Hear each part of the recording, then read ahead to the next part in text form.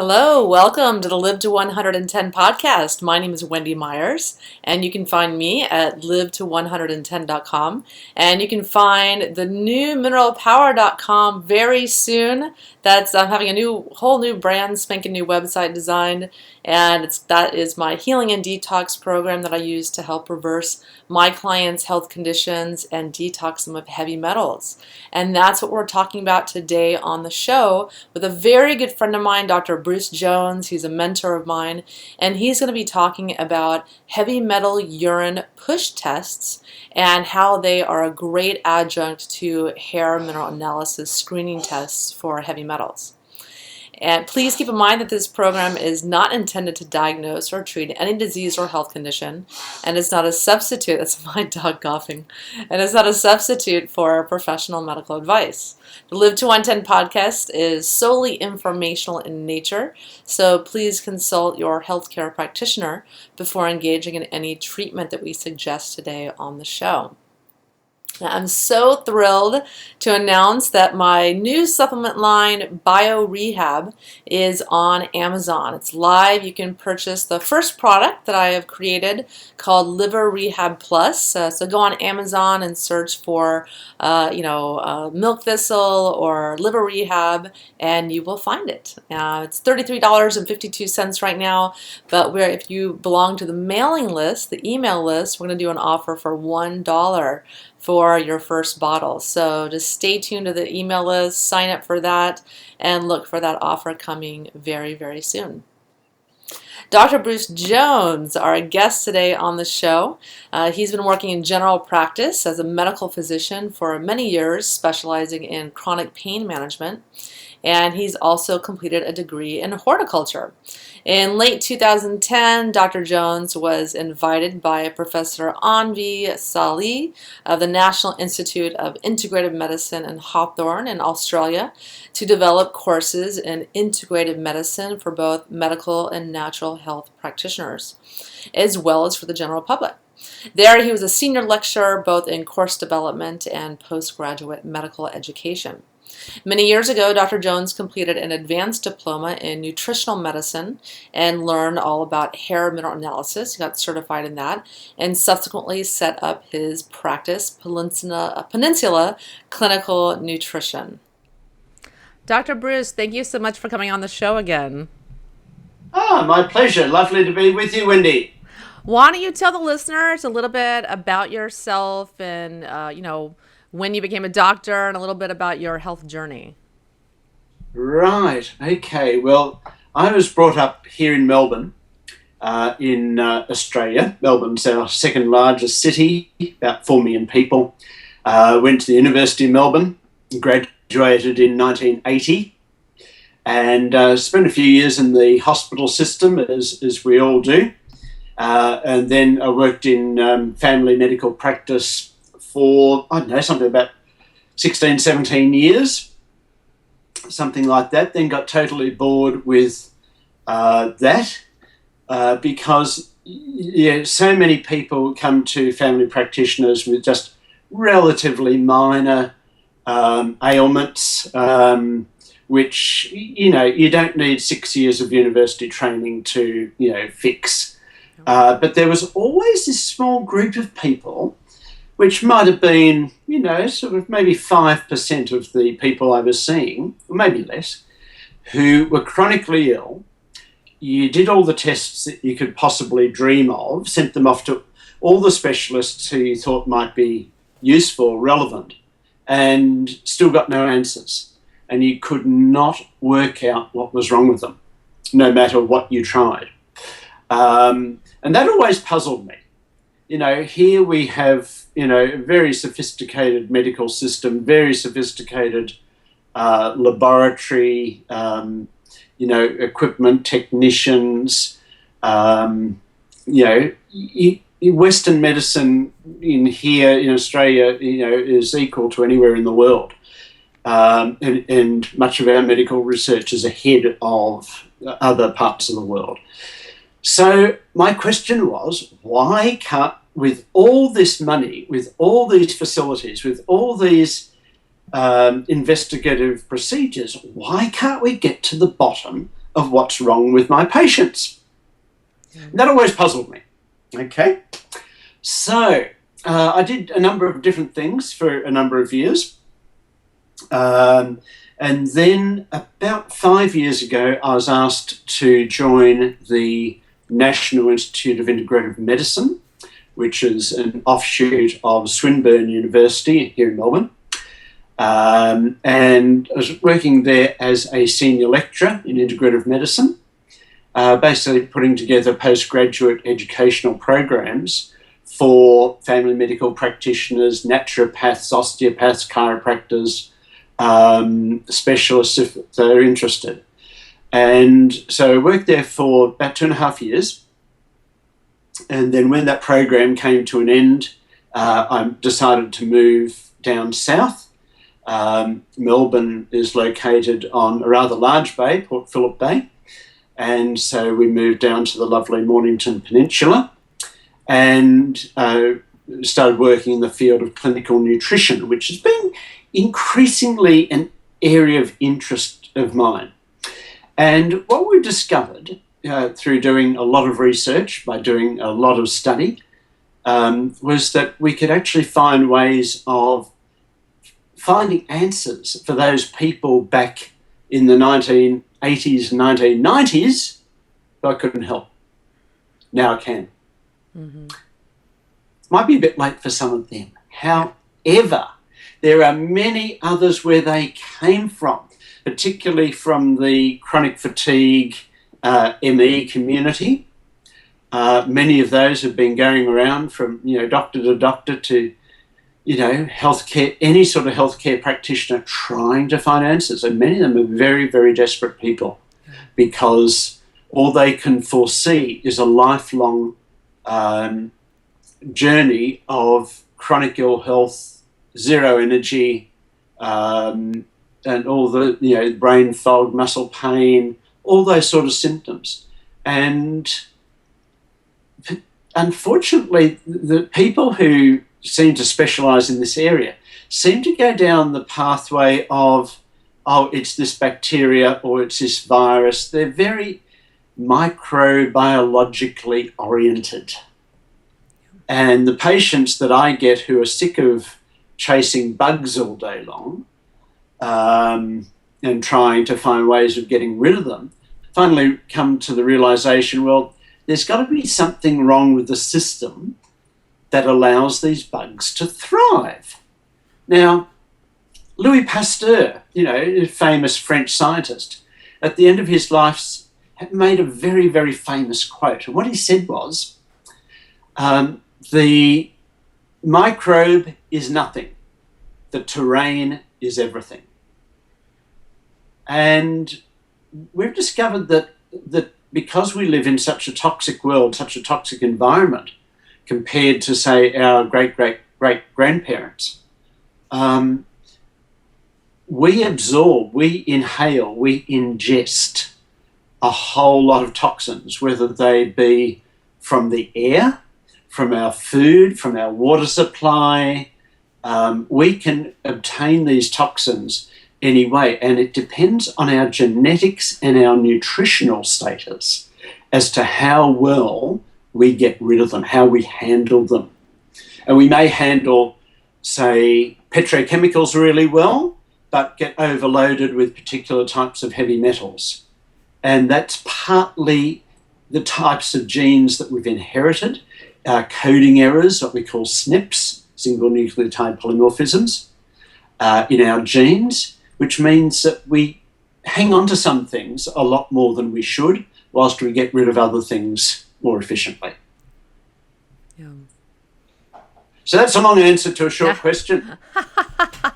Yeah, and so why don't you talk a little bit about heavy metal toxicities and how they destroy people's health? Okay. In the Earth's crust, the crust contains a whole range of minerals and metals. Obviously, you can look at them in a periodic table. just Google periodic table, and there you find there's lots of them. And you think, oh, well, these aren't too relevant to me.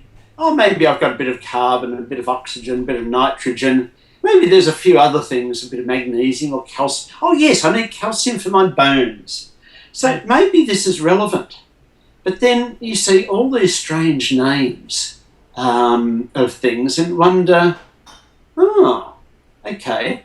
I suppose they play around with those in research labs, not realising, of course, that we come into contact with a lot of these things in our daily living. And there's typically, you've got your 4 major heavy metals. The ATSDR classifies metals according to their toxicity and to the extent to which they influence the health of populations across the planet. Things like mercury, lead, arsenic and cadmium are always a very, very great concern.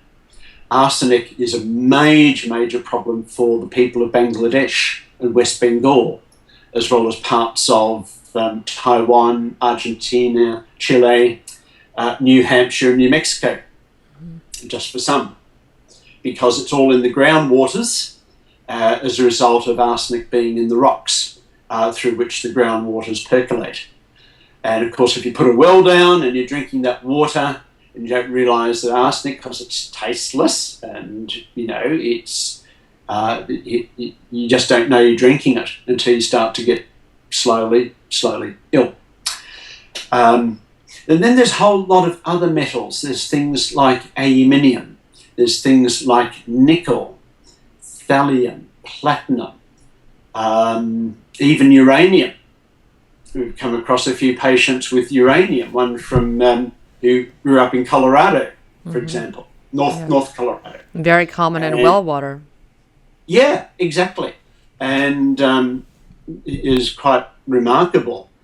This lass has had chronic fatigue for many years, and it was only when we did initially the hair tests, hair tissue mineral analysis, which is the number one screening test, and then we went on to do some specialised testing, what we call challenge tests, and we'll talk about this later as we go along. Yeah, using urine. Mm-hmm. Yes. Yeah. So heavy metals affect people in many different ways. That number one, they are all poisonous. Okay, so they inhibit enzyme systems throughout the body, whether they be enzymes that help you digest your food or enzymes that basically work in your liver cells or in brain cells. We have enzymes doing all sorts of jobs. They're like sort of workers on a factory assembly line. Okay, so you've got raw materials coming in at one end, you've got all these workers, and they've all got particular jobs to do, and then you get hopefully a product at the end that you can market. Well, these enzymes are all susceptible to inhibition by heavy metals. Different metals inhibit different enzymes. For example, there's a group of enzymes, something over 200 different ones, called methyl transferases. Okay, methyl transferases are very important in the methylation cycle, and they transfer a methyl group, which is 1 carbon and 3 hydrogens, from one atom to one molecule to another. Okay, mercury knocks them out big time. Okay, and other enzymes are knocked out by different metals. Problem with arsenic, if you have arsenic and mercury together, you're in big strife, because mercury inhibits an enzyme called arsenic 3-methyltransferase. So you can't get rid of arsenic either. Mm-hmm. So you accumulate both. Yeah. And that's not a particularly good combination for your health. Yeah. What about the combo of tin and thallium together? What's their deadly combo? Okay. They're mitochondrial poisons. Now, they're both what we call trivalent cations. So when we write a chemical symbol for tin, it's SN3+, for thallium TL3+. Mercury is an Hg2+. Arsenic is an As3+. And so most of the metals have what we call valence of either 2+ or 3+. Some are 1+, some are 4+, 5+, 6+, 7+, etc. But the majority are either 2s or 3s, and they behave rather differently. Tin and thallium are mitochondrial poisons. In other words, what they are doing is that they actually inhibit the conversion of glucose to energy within cells. Mitochondria are like sort of Duracells. They're the sort of power plants of each cell, and some cells have a few, some cells have a lot. Brain cells, heart cells, for example, need lots and lots of mitochondria. Heart failure essentially results when your mitochondria in your heart cells basically run down to sort of low levels. And then, you're dependent on medication, pharmaceutical medication usually, to try and, sort of keep your heart running. Otherwise you conk out permanently. Yeah. That's no good. You see, so thallium and tin. Now, tin is ubiquitous in our environment. Tin, obviously the number one source are tin cans, especially if they have had acidic foods or liquids stored within them. So, for example, if you have pineapple juice or orange juice in a can, or tinned tomatoes, even baked beans, because they're in a tomato-based sauce, things like that. And what happens is that whilst they're sitting on the shelves, or even prior to that, whilst they're sitting in cardboard boxes, waiting to get onto the shelves, waiting to get to your home, to your kitchen, into your saucepan, they're gradually leaching away the tin. Yeah. And some people can seem to get rid of tin okay. A lot of people accumulate it and become more and more and more fatigued. Same with thallium. Now, thallium is a very interesting compound. Thallium has both 1+ and 3+ in its valence, and it's a deadly mitochondrial poison. It's 10 times more potent than mercury on a milligram for milligram basis. Okay, so if you have X amount of mercury, then if you had the same amount of in thallium, it would be a potency of 10x. Yeah. Deadly stuff. Where do we get thallium? Okay, thallium is a naturally occurring mineral or metal. It comes from deposits of coal and gas, oils. So obviously we burn it in our motor vehicles, trucks burn it, power stations, coal-fired power stations burn it. So there'll be a lot of thallium in the area around coal-fired power stations, but also anyone living in cities. And this is something we've found, is that people who have ended up with thallium toxicity have lived in cities virtually all their life. They've worked in cities, they've worked near freeways, main roads, where you've got traffic going day and night. And something I investigated, if you go onto Google Patents, or in Google Scholar, which includes Google Patents, and you put in thallium, then you come across a whole lot of patents for thallium as fuel additives.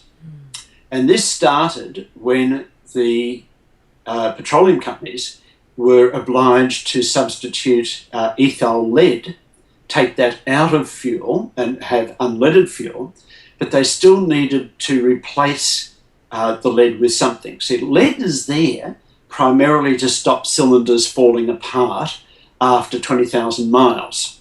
Okay? Now, auto manufacturers are not going to be very happy if their cars are being returned every 20,000 miles with their cylinder heads blown to pieces. Okay, so they sort of insist, I think this is what's gone on behind the scenes. They've insisted that the oil companies come up with something that will preserve their precious cylinders. And that makes good economic sense, of course.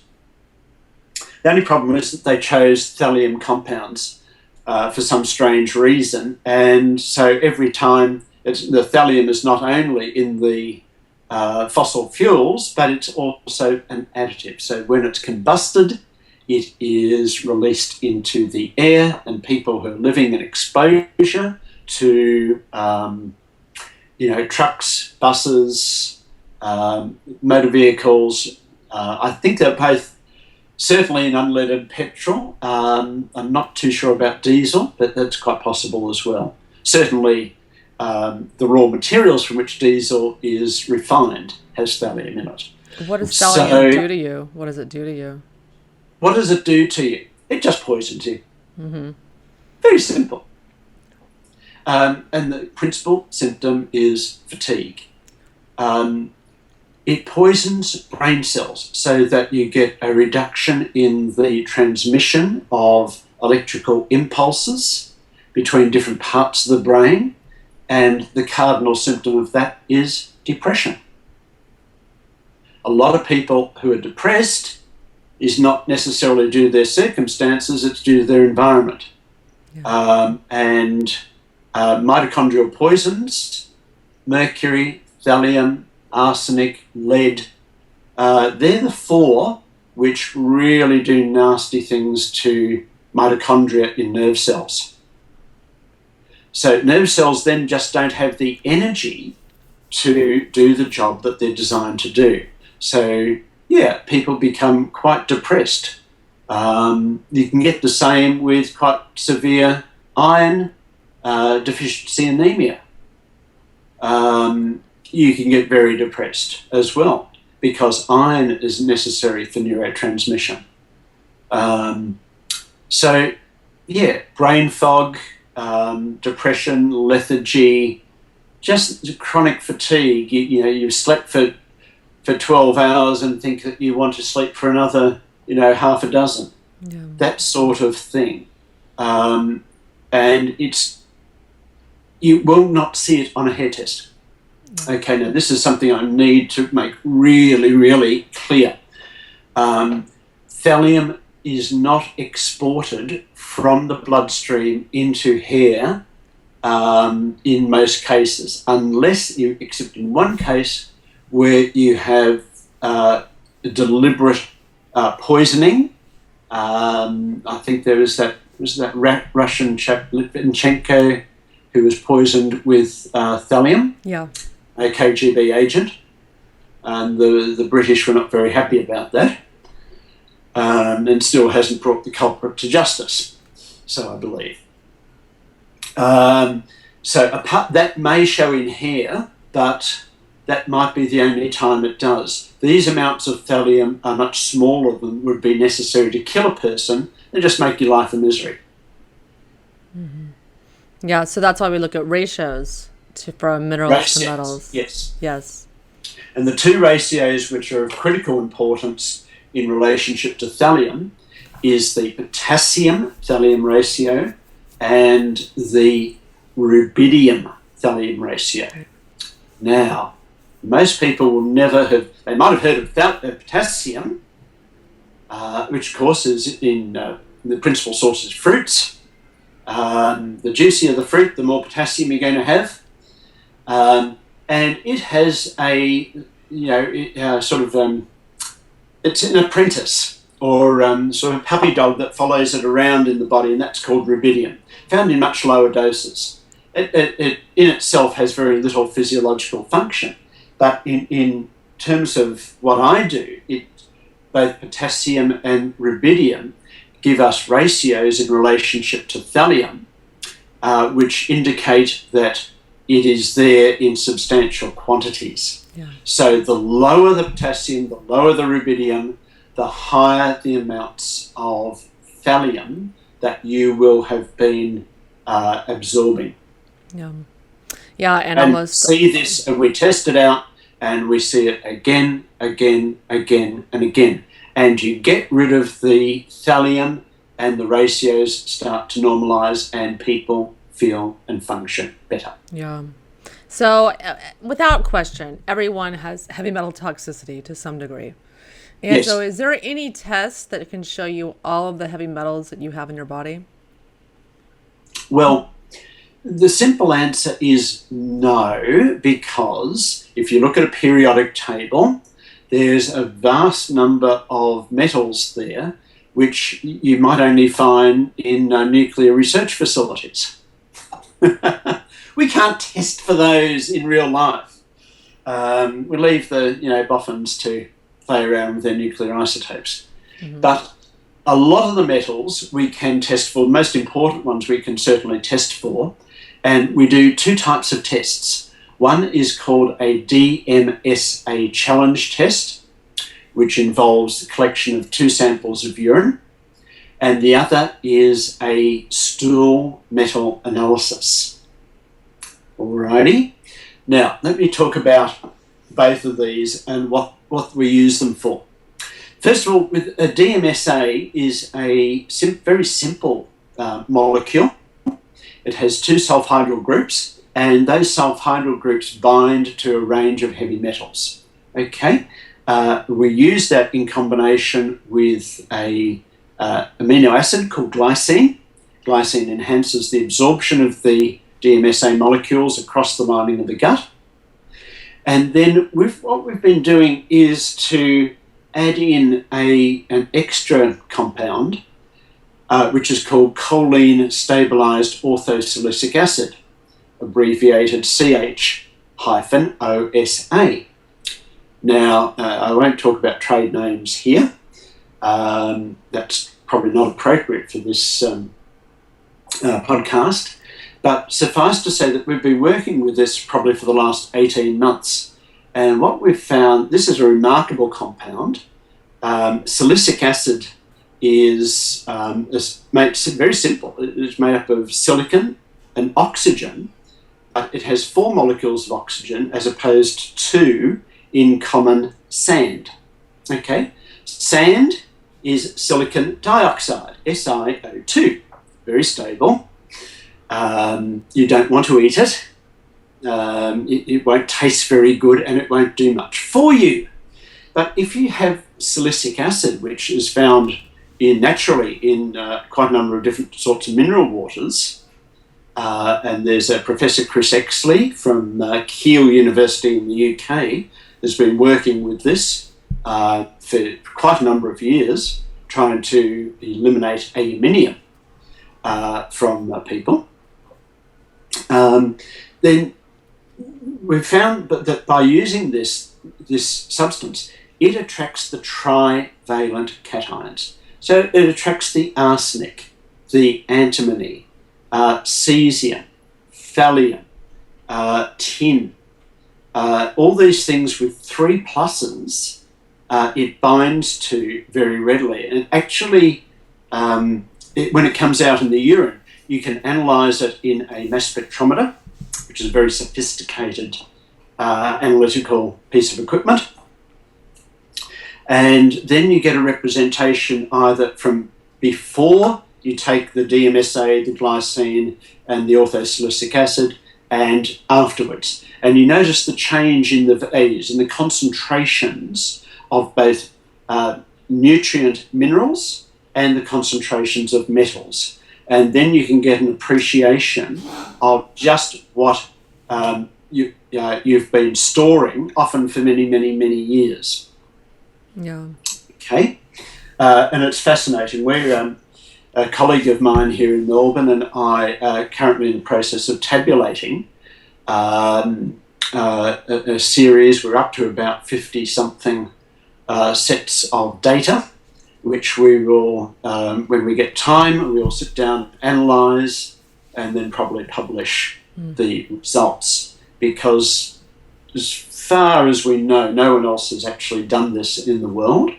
And what we're showing is that we can actually bring out a lot of these trivalent metals, the thallium, the aluminium, the arsenic, the tin, which cause chronic fatigue syndrome again and again and again, and predispose patients with chronic fatigue or Lyme disease to persistence of their infections. Okay?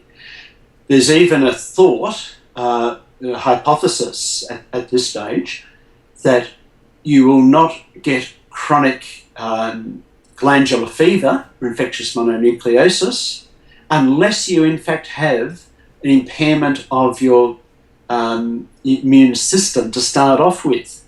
Instead of a very short-lived, flu-like viral sore throat sort of illness, these people who go on to have glandular fever for weeks or months, it's like the Lyme patients who do not get over their initial contact with Lyme but go on to chronic Lyme disease. And that's, I understand, about 30% of sufferers. So something is wrong with your immune defense system. What Pasteur was saying, it's the terrain, it's the terrain, it's the terrain. Yeah. Something is wrong with that terrain that enables these bugs to hang around. You've got to identify what's poisoning your immune cells, your brain cells, your liver cells, and once you do so, then you can set about getting rid of this junk and keeping free of it. So the number one screening tool is hair tissue mineral analysis. Yes. So I know the answer to this, but do all of the heavy metals come out on a hair mineral analysis that are in your body, that are currently in your body? Okay. The simple answer is that with mass spectrometry, you can only, theoretically, I think at the moment you can analyse up to about 72, 73 minerals and metals at any one time. Commercially, that's not practicable. The cost would be much, much too high. So from practical terms, we're looking at sort of the low to mid-30s in number of elements that can be tested. And for them to get from the bloodstream, the capillaries, very, very small blood vessels, into the growing hair root, it's got to pass through what we call a basement membrane into the germinal matrix epithelial cells. And these are the first cells, that sort of the baby hair cells, and they have little taxi services running all over them. These taxi services are called transporters. And it's a bit like if you have a taxi service in your city where you've got yellow cabs and black cabs, but then you might have some blue cabs and some red cabs and some orange cabs. And some Ubers. We use Uber. We use Ubers here. Uber cabs. Don't know what colour they are. And these are very fussy because they're only going to take up passengers, say blues, or they'll take light aqua blue and royal blue and navy blue, but they're not, if they're reds, don't like them, leave them behind. Yellow, oh, they're horrible looking things. No, got to keep way clear of them. We're just taking blues today. So they'll transport the blues. And the other ones might transport the reds and all the variations of red. So you've got all these different taxi services, and they're all called transporters. And you've got taxi services both into cells and out of cells. This is an important concept. You can often get stuff into cells, but then there's a different set of taxi services trying to get it out of cells, passing from the first line of hair cells to the second line of hair cells, from the second to the third, and so forth. And that's where the problem comes, is that the transporters are all coded by specific genes.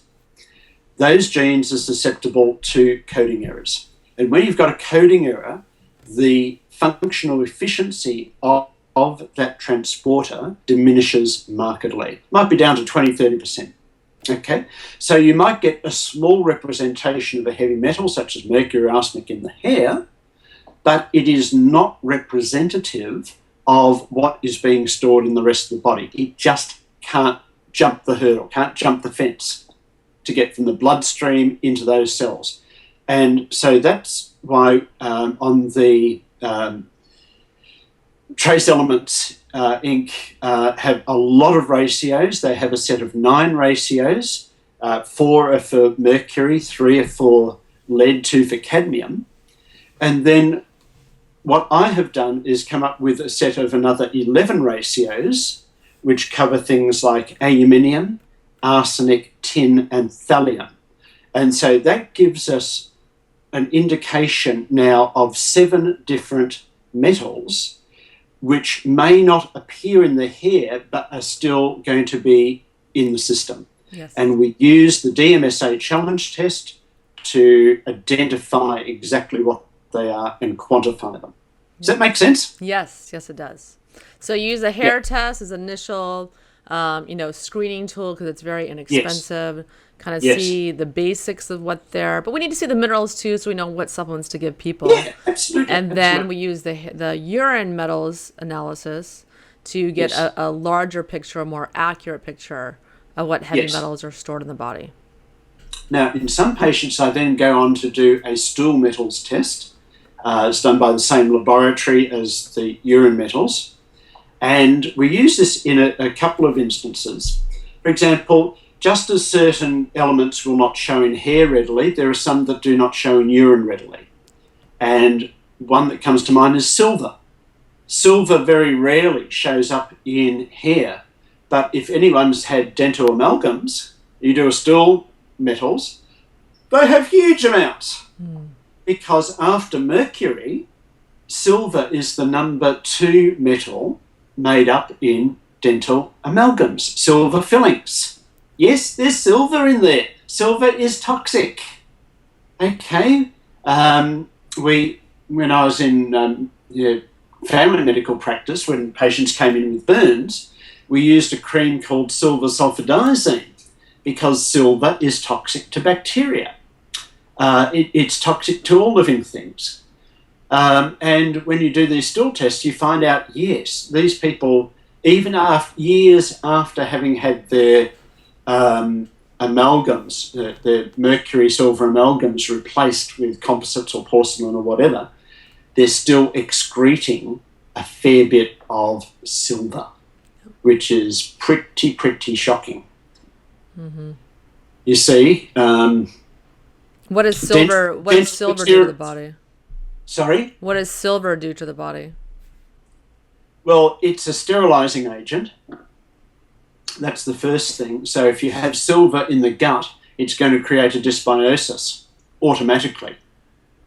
It's one of these things that people never look for. Why does a person get dysbiosis?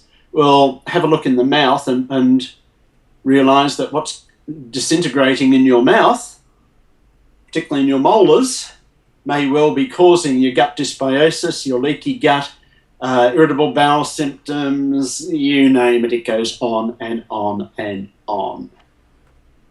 Not good, not healthy. Mm-hmm. Yeah, and so you said that the hair metal analysis, the urine metals analysis is a push test. What do you mean by that exactly, and what supplements do you use to push out more metals? And we talked about it a second earlier. Yeah. Okay. We use a range of supplements to get out metals once they're identified. We extensively use a supplement called modified citrus pectin, and that's derived from the pith, the whitish pith that you find in grapefruit and oranges. Pectin is a very long-chain carbohydrate. It contributes to dietary fibre. It also makes jam set, if you've ever used jam set, a type of things for home conserves. Mm-hmm. Now, what you can do is actually break up this pectin into much smaller particles and turn it into a powder, and that's called modified citrus pectin. And that has a wonderful property of being able to bind virtually any heavy metal in the body and quite a range of environmental toxins as well. There's a number of research papers being published in the last 5 to 10 years which have documented that. And so modified citrus pectin is an essential part of my core program. I will then use often cilantro.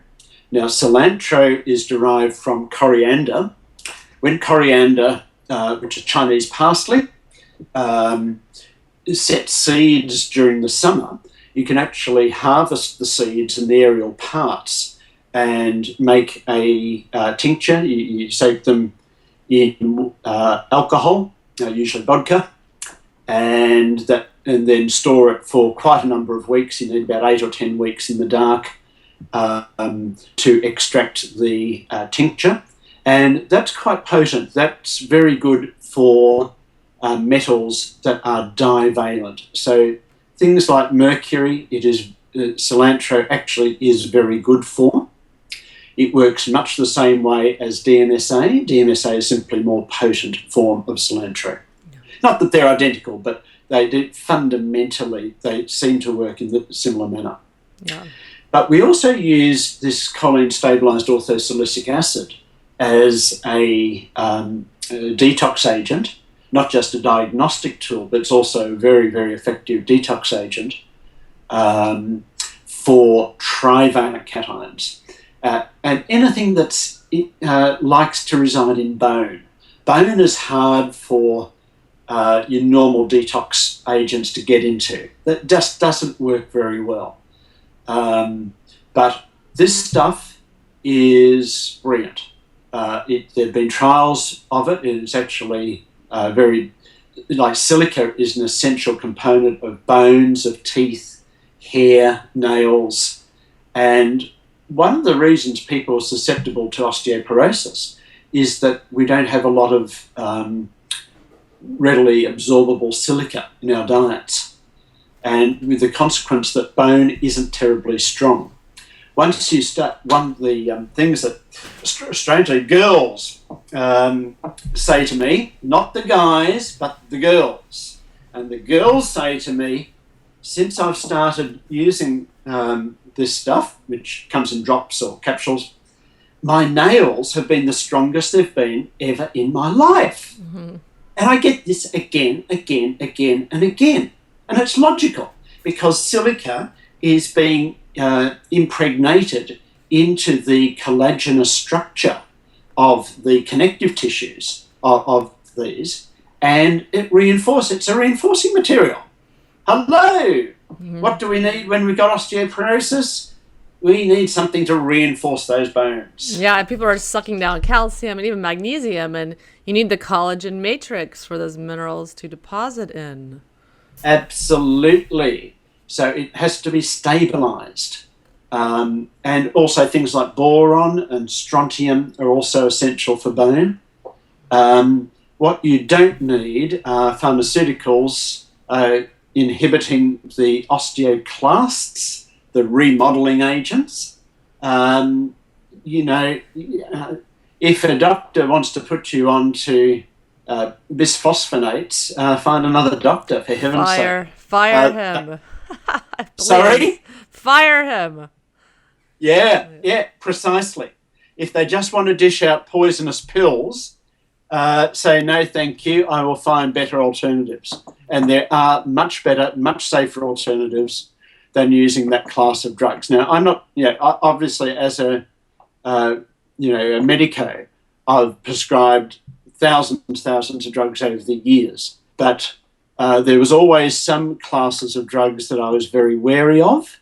Some I'd use only in very, very specific circumstances. And that class of drugs is one I avoided, because understanding the mode of action is so contrary to just normal physiology that you don't want a part of it.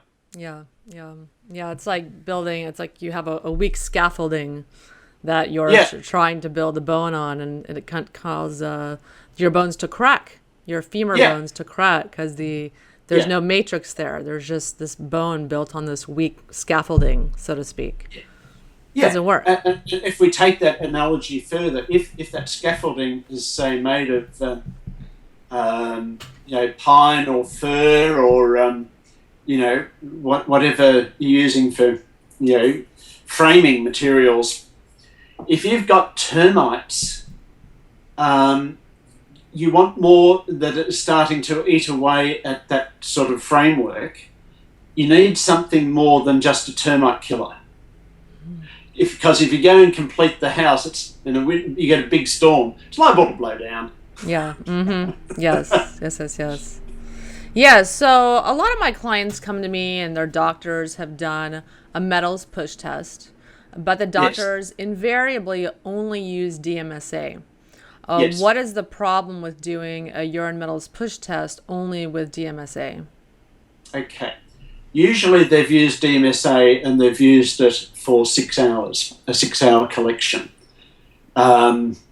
We know from the what we call pharmacokinetics, the way in which the body handles DMSA, that you need a minimum of 12 hours and preferentially a 24-hour collection.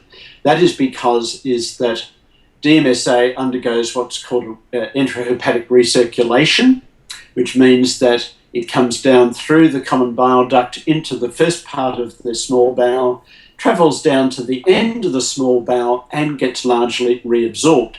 Okay, about 1/3 comes out in the urine, about 2/3 out through the stool. And it goes through several rounds of recirculation. And every time you get a recirculation, more comes out in the urine for you collecting.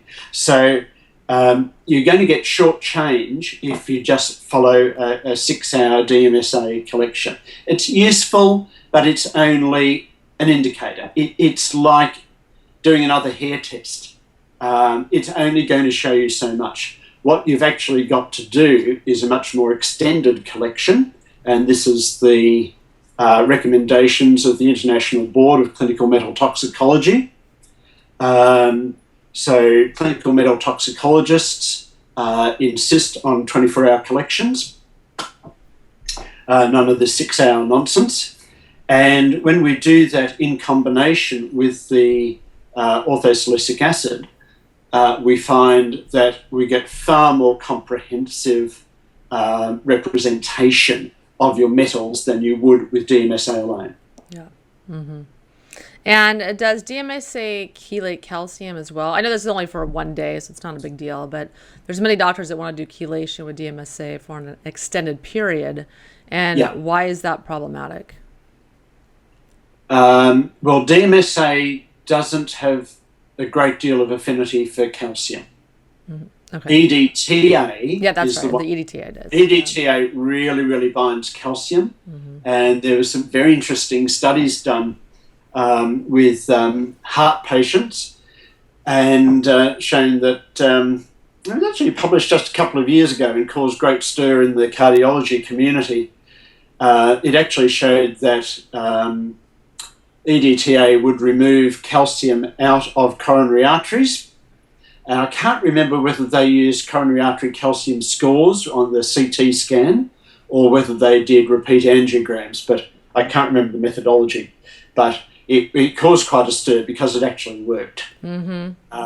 Whether it created unstable plaque as opposed to stable plaque is another whole issue. So I think there's a lot more to that thing. Yeah, sure, some people think that it's good using EDTA to remove calcium out of coronary arteries. I'm not so sure. Mm-hmm. With DMSA alone, no, it's reasonably safe. We use it in up to treatment periods of up to 12 months. Mm-hmm. The dose has to be calculated very carefully because there's actually one size does not fit all. There's quite a real range because of the way the liver handles the DMSA. Alrighty, and there are ways and means of doing the calculations. So this is what I do, is that we run a special test here in Australia. Unfortunately, you don't have it available in the US, possibly due to FDA regulations, but here we have it in kit form, basically what we call a liver detoxification profile, or functional liver detoxification profile. Comes in kit form, basically involves taking small doses of caffeine, aspirin, and what we call paracetamol here, but it goes by a very strange name over your part of the world. It starts with an A, and is largely responsible for a lot of self-inflicted liver poisonings. Yeah. Anyway, we use a very small dose, and we look at phase 1 and phase 2 detoxification. We get some numbers, and I crunch the numbers, and from that can actually calculate the right dose of DMSA, and it works. We don't have people getting sick with it, and we don't have people getting sub-therapeutic doses, which I've seen some quite eminent people in the naturopathic community recommending doses which you'd need to take for 10 years to get rid of the sort of loads of heavy metals my patients have. Yeah, so you don't give that to every patient. No. What is the circumstance? So what kind of heavy metal toxicity or poisoning do they have to have before you recommend the DMSA? They need to have usually large amounts of mercury and or large amounts of copper. So there are people who become copper toxic, and they respond very well to DMSA. There is a group who both has very high tissue levels of copper. Now, I don't mean intracellular, I mean extracellular levels of copper, which is usually reflected by a relatively high serum copper and the copper transport protein we call ceruloplasmin. If either of those are in the upper third of the reference range and you have a very high copper on HTMA, then you've got some serious problems, and that has to be removed. Copper is needed, it's an essential nutrient, but you need it in finite amounts. You don't want an excess. You don't want to be overloaded with the stuff. It doesn't do you any good. Yeah. And we can talk about that some other time. Yeah. So mercury, copper, and say, for example, if you have a very large amount of nickel, as we're finding, a lot of patients have a lot of nickel. Nickel is the number one metal allergen, so it can cause all sorts of skin rashes, as well as contact dermatitis, and it's like aluminium. It's quite highly allergenic. Mm-hmm.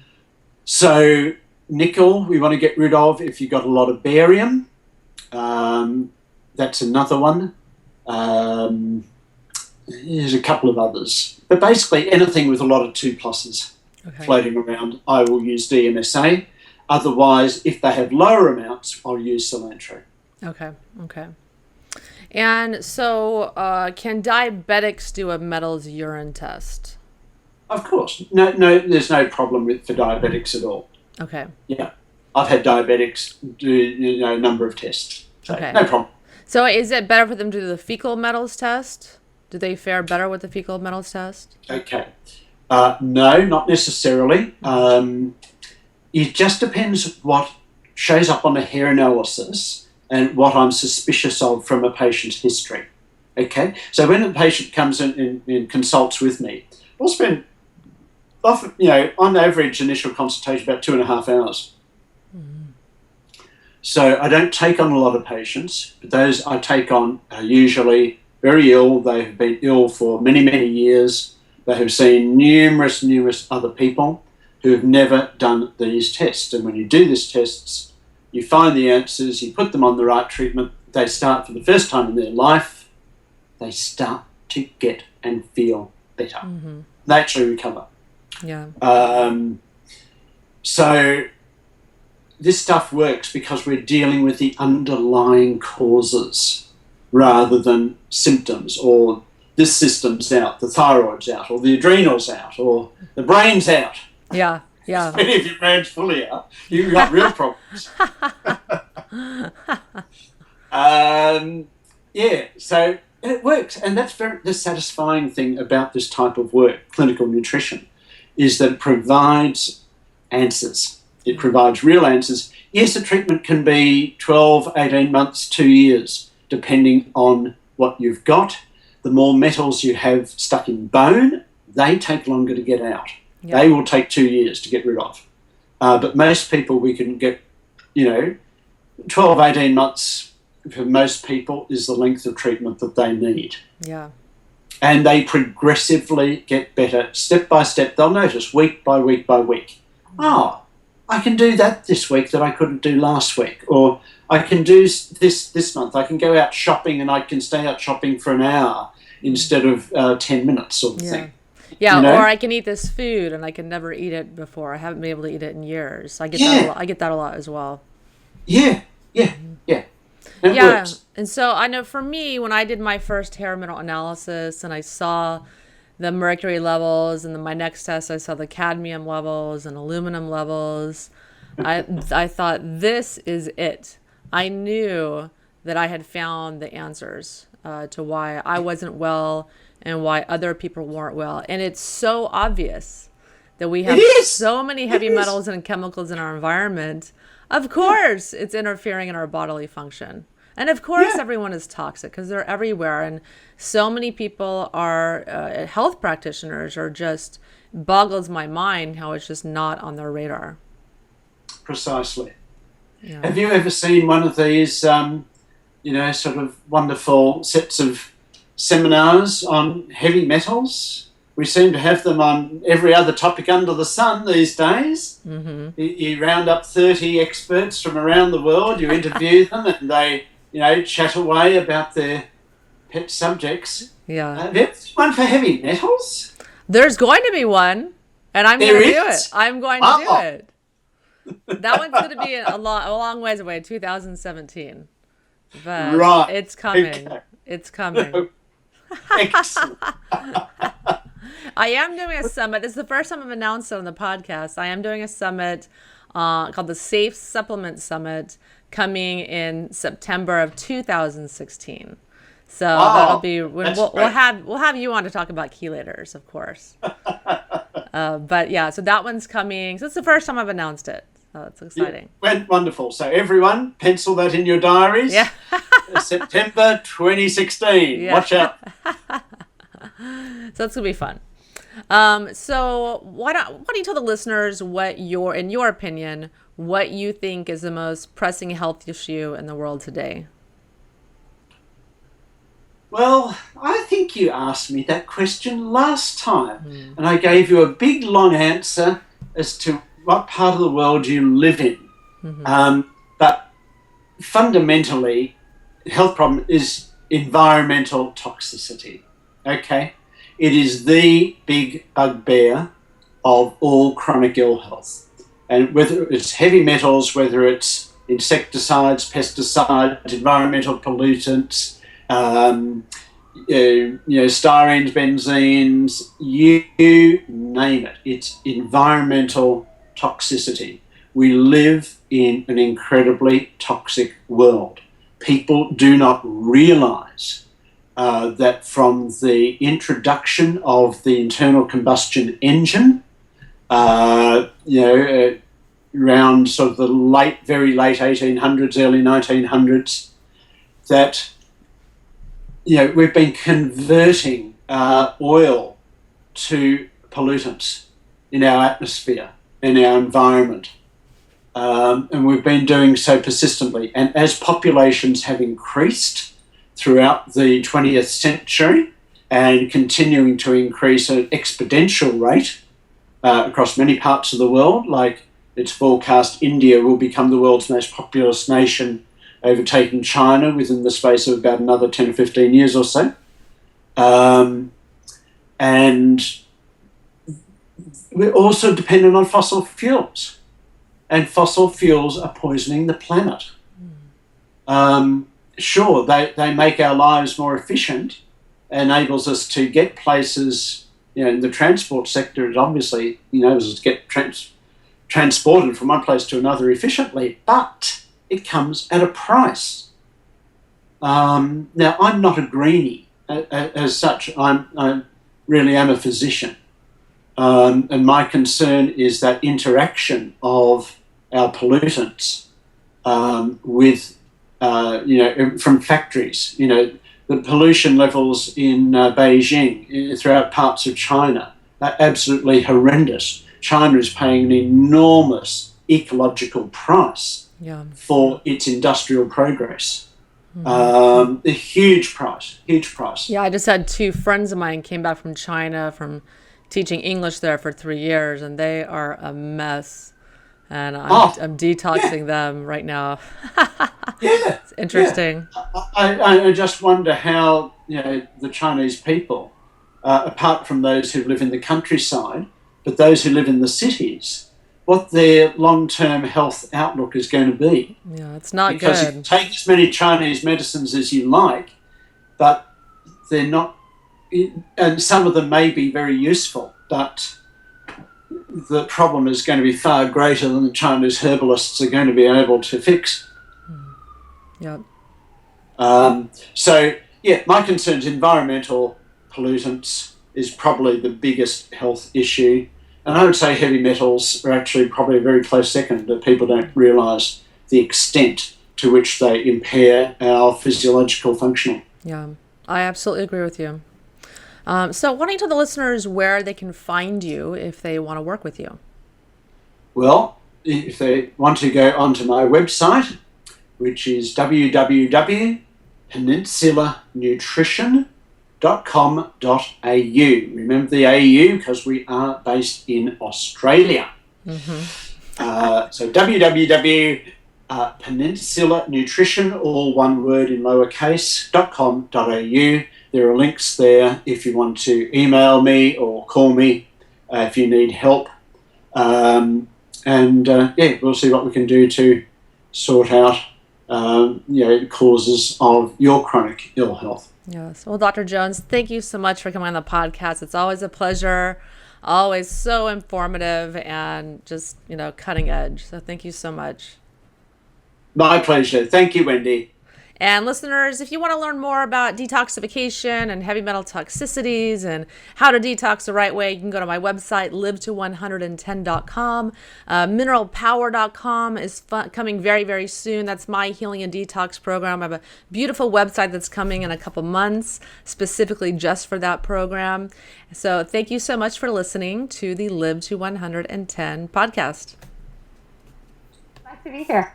Yes, you've been on the show many, many times, and you're such a great guest, and I love having you on because we're just kind of seeing eye to eye. We love talking about toxins and how they destroy your health. And you've written 7 books on toxins and how to avoid them, et cetera, et cetera. So why don't you tell us a little bit about how you got into this and about maybe a couple of your books? Well, only one is still in print. Okay. It's called Toxic Free. Yes. I've been continuously in print for 30 years. Wow. And I actually wrote the very first book about toxic chemicals and consumer products back in 1984. It was published. And so I became interested in this. Nobody knew anything about this at the time, but I was very young, only 24, and I was really sick.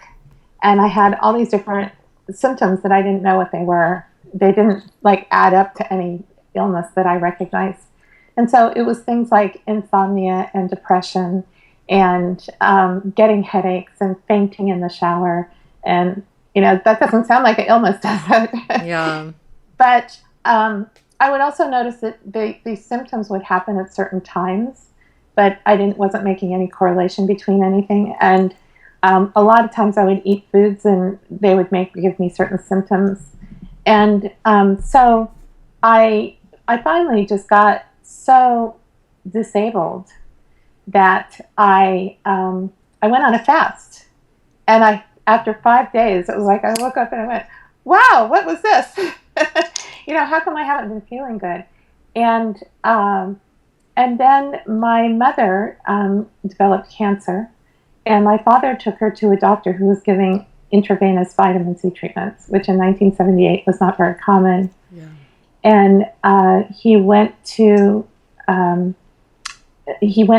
office with her, and he found that this doctor was also doing something called provocative neutralization testing for people to see if they were reacting to chemicals and other things in the environment. And he looked at these people and he said, "This is my daughter. because I would just start crying for no reason, just burst into tears. And I would get I have clients that do that too. Some clients have that when it's there's no outside stimulus. It's just some sort of toxin, or it's really interesting. And one day I actually cried all day long. It was just, and that there's just no apparent reason for this.